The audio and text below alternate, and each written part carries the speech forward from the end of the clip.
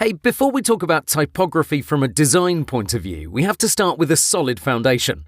The very first thing you have to be aware of is legibility, which is the ease with which a reader can recognize individual characters in a text.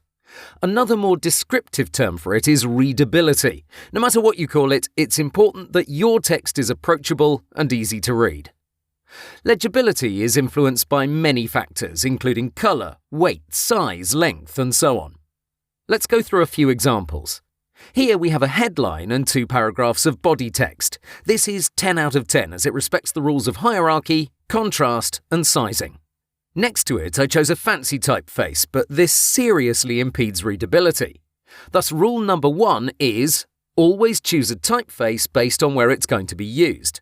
For the headline, this is great, but as soon as you drop its size and you tie together a few lines, the look becomes messy and the entire thing becomes unapproachable. The next artboard features a weak contrast between the background and the text layer. While we can read everything, it's not a pleasant experience. So rule number 2 is to always strive for maximum contrast, be it regular or inverted. People expect to read black text on a white background, so there should be a clear reason why you'd change up that winning recipe. Continuing along, size is another important factor that influences legibility. Here, the body text is overgrown and it's unreasonable to think anyone would willingly read this copy. We have a dedicated lecture about size, so be sure to check that out. That's rule 3. Always use appropriate sizes. But even if you're reasonable, like in this artboard, this still makes people shy away from reading it because it's not structured in any way. This is the infamous wall of text, meaning the content isn't broken up into paragraphs. In most apps, you can expect to find areas where these layouts are needed: FAQs, product descriptions, terms of service, reviews, articles, and so on. Hence rule number 4. Always structure your text into paragraphs. 3 to 6 lines per paragraph works best, but take it with a grain of salt as context matters a lot. Another formatting tip is this. Left-aligned text is golden. Never center your content unless you have a very good reason for it. This is all about people's expectations. Unless your app is targeting an audience from another part of the world, we read from left to right. As such, any other alignment isn't as pleasing because it's something new, it's something that needs adjusting on our end as users. This is a rule that can be broken, but only if you're certain it makes sense. For example, in apps that have only a handful of screens, center-aligning text might be fine.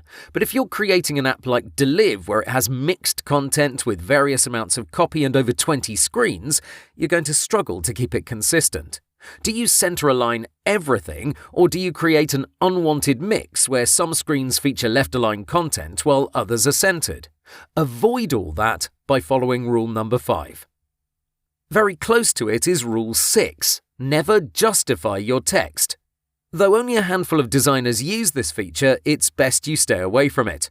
Justifying text means the app or program will increase letter spacing to occupy the entire width of the layer.